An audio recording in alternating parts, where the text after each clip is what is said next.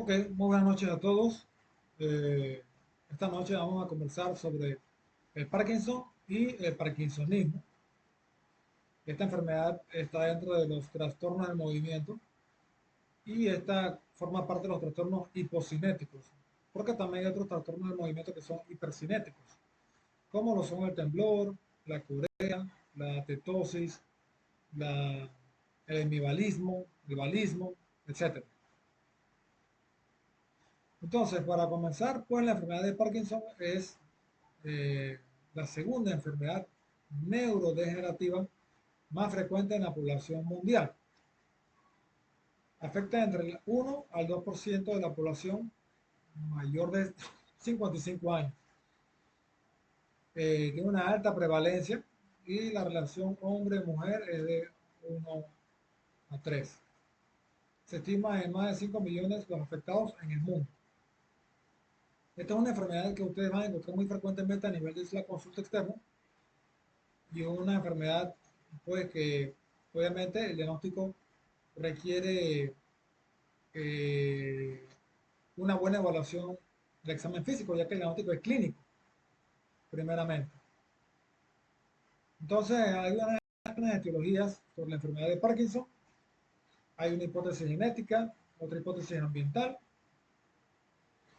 hay algunos factores genéticos que pueden inducirla y también algunos factores ambientales, como por ejemplo la exposición a estos elementos como el 1-metil 4 fenil 1 3 6 tetrahidropiridón, que puede producir difusión mitocondrial, excitotoxicidad, muerte celular y pérdida de soporte trófico. Pero en general son hipótesis, porque no hay una como evidentemente pues que la pueda producir. Lo que sí es que sí se ha visto que hay un componente genético, eso sí, una predisposición familiar.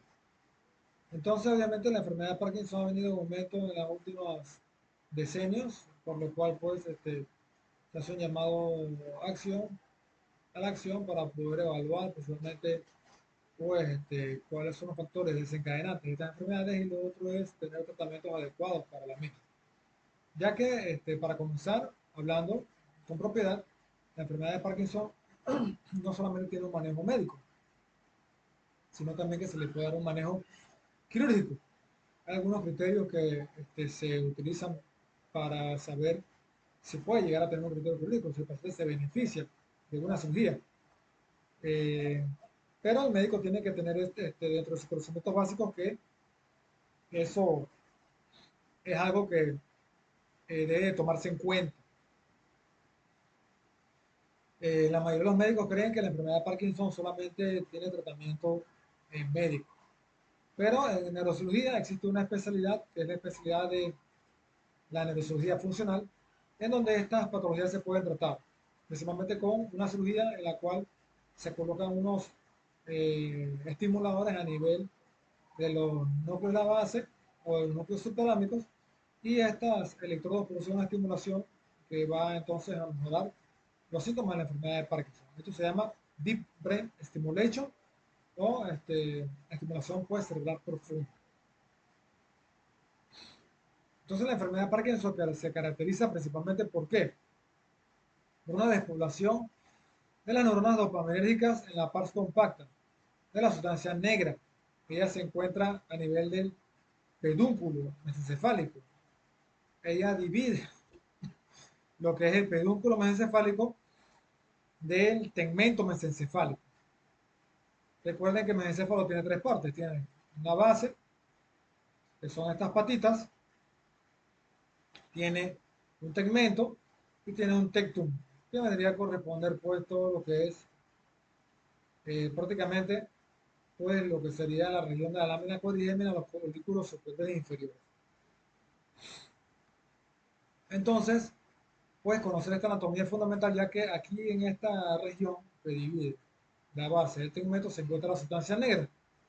Y la sustancia negra, pues, es donde se almacena principalmente la dopamina. El déficit de la misma es la que va a causar, pues, los síntomas, o el comienzo de los síntomas de la enfermedad de Parkinson. La enfermedad, la sustancia negra, perdón, tiene dos eh, partes, principalmente. La pars compacta y la pars reticulata. La pars compacta es la que principalmente pues, es la que tiene el mayor conglomerado de neuronas dopaminérgicas y es la que produce más dopamina. Entonces, esta dopamina pues forma parte del circuito integrador para la coordinación de los movimientos y también esta dopamina actúa en el ciclo de lo que son um, castigo y recompensa. Y también aquí también en este punto se pueden observar eh, los fenómenos clínicos que ocurren en los pacientes que sufren de algún tipo de adicción. Entonces la despoblación de las neuronas dopaminérgicas a nivel de la pars compacta, la sustancia negra, genera entonces una reducción pronunciada de la dopamina en el cuerpo estriado, que induce entonces a una hiperactividad de la vía glutaminérgica excitadora, porque recuerden que el glutamato, que es la vía, se metaboliza pues en la vía glutaminérgica, es excitador, y la vía GABAérgica es inhibidora. Entonces ella produce su disminución, produce una hiperactividad, porque en realidad lo que pasa es que, para que ustedes comprendan un poquito esto de las alteraciones de movimiento, tienen que saber que esto es una sucesión de eventos que va entre lo que es inhibición y desinhibición en un proceso de feedback de, de varias vías. Hay una vía directa, una vía indirecta, y hay otras vías pues, que también participan en los movimientos. Principalmente el sistema extrapiramidal, que consiste pues en los núcleos de la base, que sería pues el núcleo lenticulostriado. Obviamente pues estamos hablando de los globos pálidos y el putamen, el cuerpo estriado, que ya estamos entonces asociando el núcleo lenticulostriado con el núcleo caudado. Y por supuesto pues también este, los núcleos subtalámicos, como el núcleo subtalámico de Luis. Y también obviamente participan allí la sustancia negra que está a nivel del tallo cerebral, en este caso pues en los pedúnculos encefálicos, y también pues en la vía cerebelosa. O sea, las vías cerebelosas pues no son parte exactamente del sistema extrapiramidal, pero funcionan en conjunto para este, todos estos movimientos que se generan a partir del sistema extrapiramidal. Y se llama sistema extrapiramidal porque simplemente pues, es un sistema de control de los movimientos inconsciente que viaja por fuera de lo que es el haz o el tracto de fibras blancas córtico-espinal. Entonces, la ausencia de dopamina va a generar entonces eh, una hiperactividad, o sea, la vía glutamérgica se activa debido a que la dopamina no la está inhibiendo y esta vía glutamérgica es excitadora y produce entonces estas alteraciones de los movimientos a nivel del subtálamo y globo pálido interno.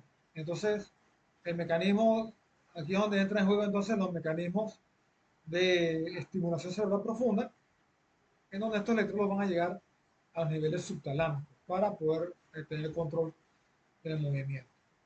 Entonces, hay varias vías, por supuesto. Eh, esta vía dopaminérgica actúa principalmente pues, a nivel de lo que sería conexiones directas con el cuerpo estriado, que es el núcleo ventricular estriado con el núcleo caudado, las vías que van directamente a la región del cíngulo y el hipocampo, y por supuesto también las vías que van hacia la región prefrontal, que obviamente ahí hay áreas pues, motoras secundarias. Aquí tenemos un esquema donde la dopamina se puede observar, no la dopamina, perdón, sino la sustancia negra, se puede observar como es en el espécimen normal, se ve entre la base mesencéfalo y el tegmento una sustancia negra regular con su pars compacta, que es la parte más negra, y la pars reticulata, en un corte con una pieza anatómica, como se ve, y en un espécimen que tiene la enfermedad de Parkinson, ven como esta sustancia negra prácticamente está borrada, ausente. Entonces, en definición, la La enfermedad de Parkinson tiene un cuadro clínico particular. ¿Cuál es? El paciente va a tener una clínica de temblor, rigidez y bradicinesia. Esto es una triada. Son tres cosas: temblor, rigidez y bradicinesia. Si ustedes ven un paciente en el cuarto de urgencia o un paciente en la consulta externa que tiene temblor en reposo, tiene rigidez, que aquí entro en acápite y digo que rigidez no es lo mismo que espasticidad, porque la espasticidad es un signo de la motoneurona superior, más la rigidez es un signo de afectación del sistema extrapiramidal. Y la rigidez usualmente ocurre o se refleja clínicamente como la rueda dentada, que es un movimiento que se hace al realizar extensión del antebrazo y hay una alteración entre los músculos agonistas y antagonistas del movimiento y eso produce que el brazo pareciera que estuviera moviéndose a través eh, de un torque, ¿no? De un engranaje, ¿sí? Como si fuera un engranaje de estos de, de industriales. Y la bradicinesia porque el paciente va a tener completamente enlentecido su movimiento y sus pensamientos incluso. Que se va a estar bradiquinético porque tiene lentecimiento de los movimientos y también va a estar bradiquinético, o sea, que tiene el pensamiento lento. Entonces es importante tener en cuenta que estas tres palabras son la clave para el diagnóstico adecuado o el diagnóstico certero para el Parkinson. Ahora, tenemos que poder identificar cómo es el temblor. Y es un temblor en reposo. El temblor en reposo inicialmente pues es un temblor involuntario, por supuesto, que ocurre, ya lo dije, en reposo. El paciente pues cuando mantiene una postura de reposo, el paciente comienza a tener un movimiento en los dedos, en las manos, como si fuera un movimiento de rueda dental. Discúlpeme, un movimiento como de cuentamonedas, perdón, cuentamonedas, como cuando tú le haces a alguien y que esto cuesta mucho chen, que cuesta plata. Bueno, así mismo, ¿no? Un movimiento así es el movimiento que presentan los pacientes con Parkinson. Eso es un temblor en reposo. Y usualmente el temblor se elimina cuando el paciente realiza algún movimiento voluntario. Se elimina entonces el temblor en reposo. Usualmente en las etapas iniciales del Parkinson el temblor es más en reposo.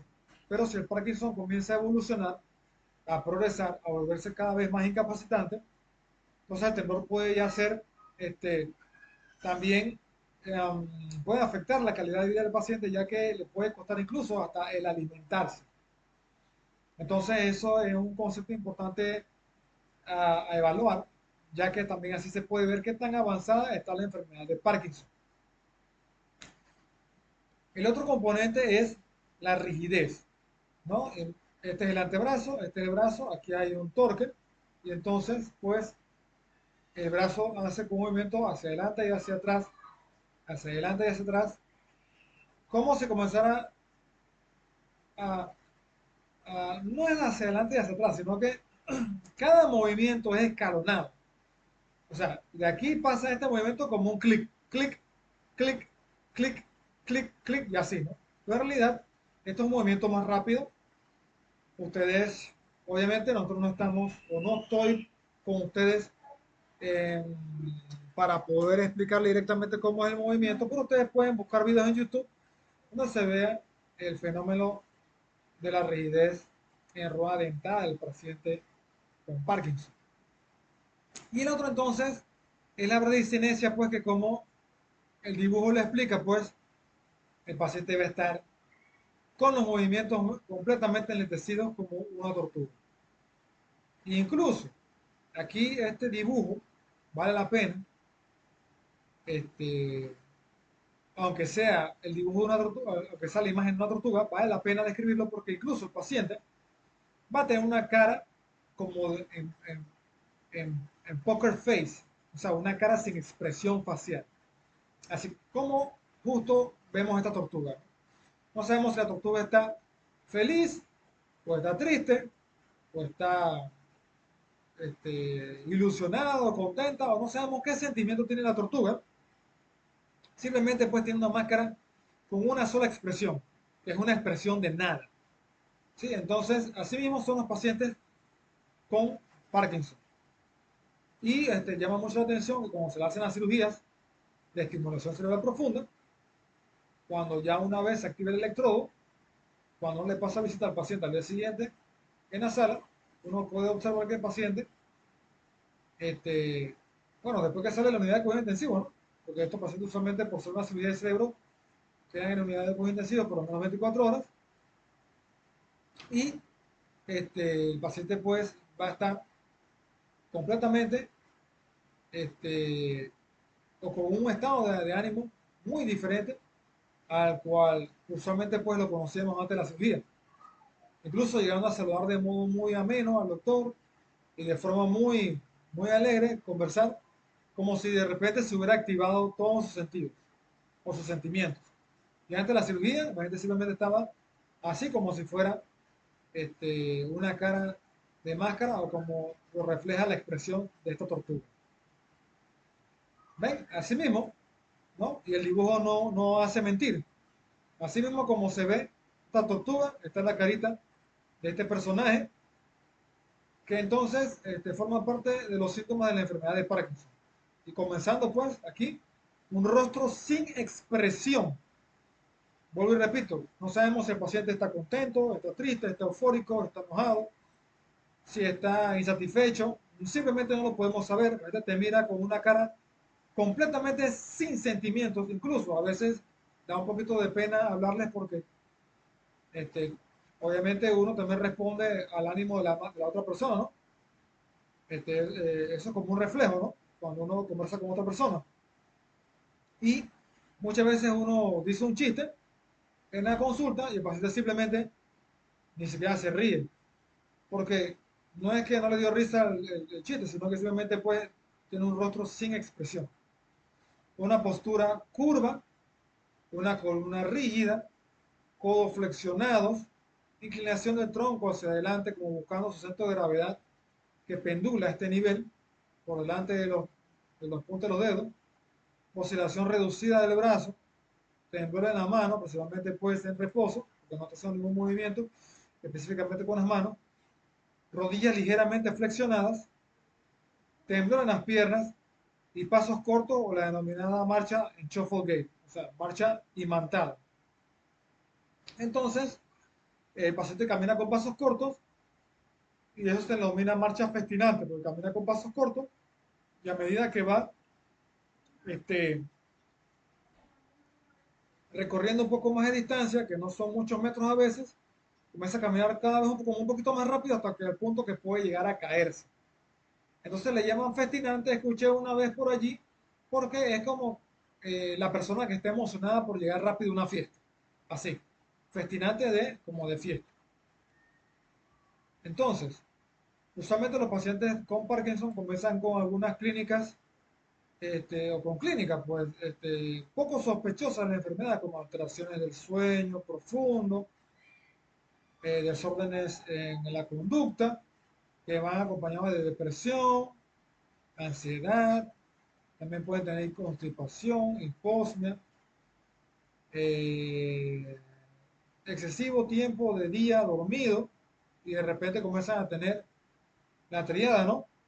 Y ahí entonces no se diagnostica el paciente con la triada de la bradicinesia, la rigidez y el temblor.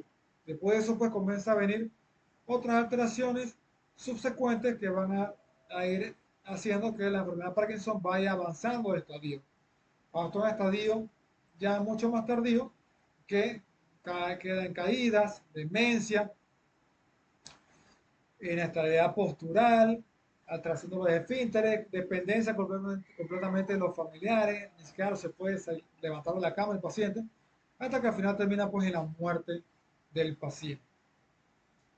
Entonces, en la enfermedad de Parkinson, el olfato se ve afectado, eso es una causa de hiposmia. La genética también es muy importante, test autonómico. Hay que siempre hacer a estos pacientes un CAT cerebral, una resonancia magnética, porque hay que ver qué tiene el paciente con esta clínica. Puede ser que tenga alguna lesión estructural de los núcleos de la base. o alguna reacción estructural cerebral que esté explicando estos síntomas. Obviamente, pues un paciente con Parkinson va a tener, entre comillas, un CAN normal, pero cuando se realiza resonancia magnética, por ejemplo, se puede ver incluso pues como hay alteración de la pigmentación en la imagen de resonancia magnética de la sustancia negra. Ecografía de la sustancia negra, pero bueno, pues esto se puede también observar con la resonancia magnética, bioquímica sanguínea, sangre, obviamente para determinar algunas otras cosas, entre esas también inclusive hipotiroidismo, habrá que descartar. Y obviamente pues hacer una prueba farmacológica y comenzar al paciente un medicamento antiparkinsoniano y ver entonces si responde al tratamiento, porque obviamente pues tenemos la tríada del Parkinson, rigidez, temblor y bradiquinesia, entonces pensar en que hay que comenzar carbidopa, levodopa. Y obviamente pues ir de allí pues combinándolo con otros medicamentos. Hay algunas reglas para la medicación de estos pacientes.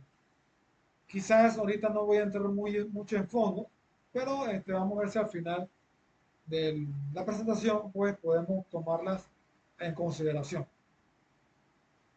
Entonces, por neuroimágenes, pues la enfermedad de Parkinson se puede ver en algunos estudios, como por ejemplo el PET. Se puede observar pues alteraciones metabólicas que se observan a nivel de la sustancia negra.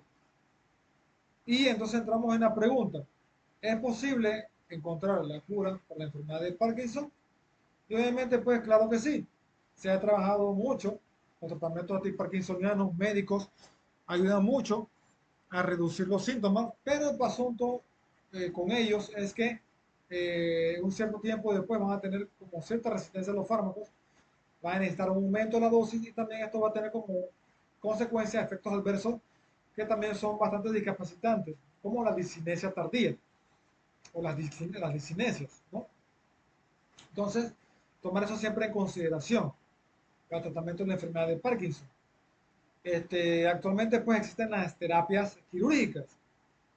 Obviamente pues el paciente tiene que estar siempre, como todo paciente que va a una cirugía, ser un paciente bien seleccionado, ¿no?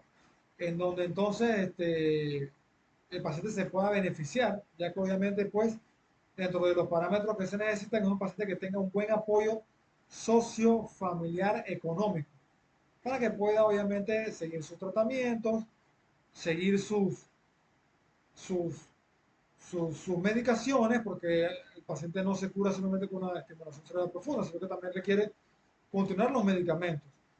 Y en conjunto, entonces, con la estimulación, el paciente tiene entonces un mejoramiento de los síntomas de forma considerable. Entonces, el futuro está centrado en el implante de sustancias, se ha hablado entonces, incluso hasta de células madre, o material genético directamente en las células de la degeneración, que es la sustancia negra, utilizando fuentes alternativas de tejido cerebral, como por ejemplo, pues aquí ya lo dije, ¿no? Líneas de células madre o de tejido embrional. Entonces, el tratamiento farmacológico es una pastilla que le va al paciente, consiste principalmente en estos grupos, precursores dopaminérgicos, que son la levodopa y la carbidopa. Esto sería como un reemplazo hormonal, por decirlo así.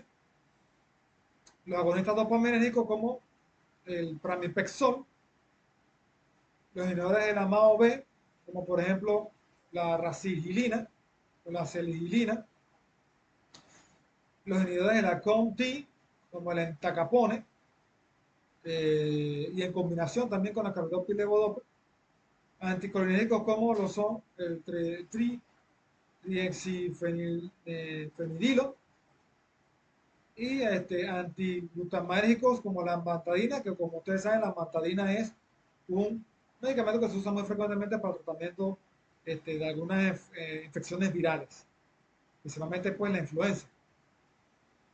Entonces, con la progresión de la enfermedad y el tratamiento farmacológico pueden aparecer entonces fluctuaciones motoras en on-off. ¿Esto qué significa? Así mismo como su nombre lo dice. El paciente toma la dosis de medicamentos y entra en un periodo de on, o sea que se activa, se prende, vuelve a ser funcional, hace todas sus cosas, pero nuevamente después de un tiempo vuelve a caer en off. Una vez pasa el efecto de los medicamentos, haciendo que muchas veces el neurólogo o el médico tratante aumente el tiempo entre las dosis para poder tener menos periodos de off. Las discinesias, que son estos movimientos como ahorita no tengo forma de describírselos, ¿no? Pero son estos movimientos como los labios, así como de lo que hacen los abuelitos clásicamente, como que chupetean los labios. Pueden buscarlo en internet, en YouTube, para que vean ejemplos de discinesias y también pues síntomas psiquiátricos, ¿no? Que pueden estar relacionados con el tratamiento crónicos, ya que no responden muy bien a la enfermedad de Parkinson. Y esto lleva entonces al desarrollo de nuevos fármacos como lo son los fármacos dopaminérgicos, los fármacos antagonistas de los receptores, IMAO, los ICOMT y los neurolépticos atípicos. Aquí pues se puede ver en este review de pruebas clínicas como las terapias de los medicamentos pues, que se usan para Parkinson, actualizado al 2021, ¿no? Todo este montón de medicamentos pues se han utilizado en diferentes fases, ¿no? Para el tratamiento de la enfermedad de Parkinson, que son muchos, ¿no? Solos o en combinación. Entonces, con el tratamiento farmacológico, un número significativo de pacientes no logran un beneficio razonable en el control de la discapacidad. Pero aquí hay que ver un concepto importante. Si el paciente también responde al tratamiento, porque puede ser que el paciente requiera aumentar la cantidad de horas entre tratamientos, pero sí funciona, o sea, tiene periodo de on después del tratamiento. Eso sería un buen paciente, incluso candidato por una cirugía de Parkinson. Un número significativo de pacientes tampoco no logra controlar los síntomas de la enfermedad de Parkinson para asegurar la calidad de vida aceptable, por supuesto. Entonces, hay limitaciones en el tratamiento farmacológico a largo plazo. Y entonces ahí es donde caemos en los perfeccionamientos en la neurocirugía funcional. Y esto, chicos, para que sepan, no es ciencia ficción. Aquí en Panamá se hace la estimulación cerebral profunda. Hay unos neurocirujanos aquí en Panamá que tienen esa subespecialidad que manejan esa enfermedad de Parkinson con tratamiento quirúrgico. Eh, También obviamente se ha hecho un perfeccionamiento en las neuroimágenes para poder detectar un poco mejor estos problemas a nivel de la sustancia negra y también técnicas neurofisiológicas que ayudan a mejorar los tratamientos.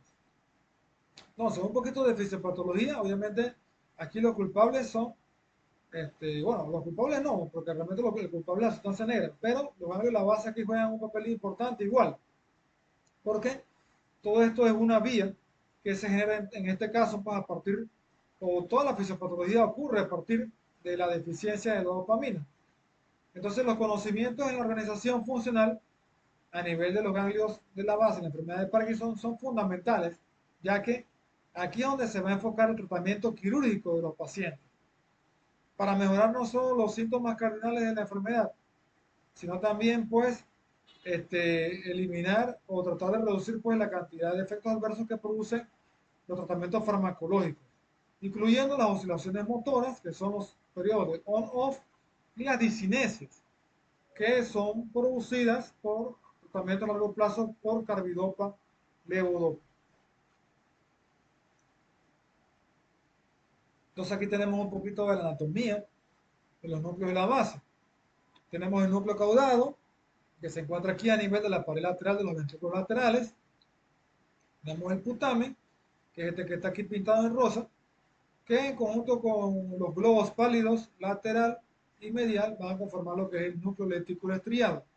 El núcleo lenticulo estriado más el, el núcleo caudado van a conformar eso lo que es el cuerpo estriado. Y se llama cuerpo estriado porque este, eh, algunas fibras de sustancia blanca pasan entre medio de estas conexiones y producen ese fenómeno de estriación, como si estuviera estriado. Y estas imágenes que están aquí en verde, en el centro, son los tálamos, que también obviamente pues, juegan un papel importante en todo este circuito. Y aquí en morado, pues lo que serían los núcleos subtalámicos, que allí es donde va a ser el target para la estimulación cerebral profunda. ¿Qué es lo que se hace? Pues se lleva una guía, que es el estimulador, se introduce con la navegación una aguja por todo el cerebro que va directamente guiada hacia este punto, donde están los núcleos subtalámicos. Y entonces, con eso, pues, aquí en la punta hay un estimulador, un estimulador, pues, un electrodo, y eso entonces estimula los núcleos subtalámicos para controlar y mejorar, pues, los síntomas de la enfermedad de Parkinson. Esto va entonces, aquí está el trépano hecho en el cráneo del paciente, y este cable sale entonces hacia una batería que está conectada o está colocada pues del, a nivel del, ¿cómo se llama? A nivel del tejido graso subcutáneo del pectoral. Entonces, los procedimientos quirúrgicos destinados al control de la enfermedad de Parkinson son tres tipos. Están las cirugías ablativas por radiofrecuencia, o sea, que eliminan como una parte de alguna de las partes de los núcleos, ¿no? De esas feedback, de esas conexiones que producen pues la mayor cantidad de clínicas y las eliminan para controlar los síntomas. La estimulación cerebral profunda, que es la más utilizada, que consiste en la colocación de electrodos profundos, como el dibujo que le hice anteriormente, ¿sí? Que van conectados a baterías. Y obviamente pues es un procedimiento que es ajustable según la regulación que se produzca con la estimulación y también es reversible porque se puede retirar, los electrodos se pueden quitar. Y también es importante recalcar que la enfermedad de Parkinson usualmente comienza de un lado del cuerpo, pero ya avanza hacia los dos lados. En algunos pacientes pues se va a requerir la colocación de electrodos bilaterales. Y también hay implantes, ¿no?, que se pueden utilizar para controlar la enfermedad de Parkinson. Esto es un ejemplo de lo mismo que les expliqué, un electrodo que va directamente al núcleo subtalámico, guiado con neuronavegación, se introduce una aguja, esa aguja va conectada a un cable que va entonces colocado en el tejido graso subcutáneo de la región pectoral del paciente. Puede ser unilateral o puede ser bilateral. Aquí pueden ver, ¿no?, cómo el electrodo llega directamente hacia lo que serían por los núcleos subtalámicos. Aquí tenemos, pues, aquí tenemos, pues, por supuesto, un cirujano, pues, realizando un neurocirujano, porque esto lo hace el neurocirujano, ¿sí? Y entonces también saber que, usualmente, bueno, en algunos lugares, como por ejemplo en el complejo metropolitano, existe, está el equipo, ¿no?, de los neurólogos con el neurocirujano, y entonces muchas veces ellos están asociados en el sentido de que si el neurólogo llega a detectar a un paciente que responde bien al tratamiento de la enfermedad de Parkinson con los medicamentos, pero ya está teniendo muchos efectos adversos o ha tenido que aumentar demasiado la dosis para tener menos periodo de off, entonces el médico entonces recomienda, por supuesto, pues en conjunto, en consenso, si el paciente es candidato, el cirujano entonces lo acepta y le hace la cirugía. Obviamente, pues hay algunos criterios que lo vamos a ver ahorita a continuación porque son importantes, ¿no? El nivel socioeconómico del paciente, si el paciente tiene enfermedades crónicas también, por ejemplo, pacientes con enfermedades crónicas mal controladas o con muy mal estado clínico, obviamente no es un candidato. Y otras cositas que veremos a continuación. Por ejemplo, aquí tenemos al neurocirujano con una guía o un marco estereotáxico, que es como si fuera un GPS anclado a la cabeza del paciente, que va a tener las coordenadas exactas donde se encuentra el núcleo subtalámico. Obviamente todo eso se hace calculando las imágenes. Se introduce pues un electrodo pues directamente al cerebro del paciente. Entonces, ¿quién se beneficia de la cirugía de Parkinson y quién no? Sumamente importante. La cirugía no es para todos los parkinsonianos. Es importante que sepan eso. La selección del paciente es determinante del éxito del procedimiento y debe ser realizada por un equipo multidisciplinario, como les explicaba. La selección del paciente es determinada y la evolución favorable, la selección del paciente determina, perdón, La evolución favorable del procedimiento elegido. Claro que sí. ¿Quiénes son buenos candidatos para el manejo de la enfermedad de Parkinson? Número uno, cuando hay enfermedad de Parkinson típica. Eso también es importante porque hay toda una clínica de enfermedades de Parkinson atípicas también. Eso lo pueden revisar. Porque obviamente esta clase solamente es de Parkinson. Pero hay algunos tipos de Parkinson que son parkinsonismos. Eh, los parkinsonismos no son Parkinson, o sea, son like Parkinson. ¿Okay? Entonces, estos parkinsonismos usualmente son atípicos. Estos usualmente no responden bien a estas terapias quirúrgicas. Entonces, tiene que ser una enfermedad de Parkinson típica, temblor, rigidez, bradicinesia, con temblor de años de evolución, usualmente 5 años, que haya tenido buena respuesta a la levodopa, que esté presentando disinesia como efecto adverso de la terapia con levodopa, que haya tenido pérdida de la eficacia de la levodopa en el espectro de los on-off, o sea que cada vez requiere más dosis. Si antes era cada 8, ahora es cada 6, después de cada 6, cada 4 y así, ¿no?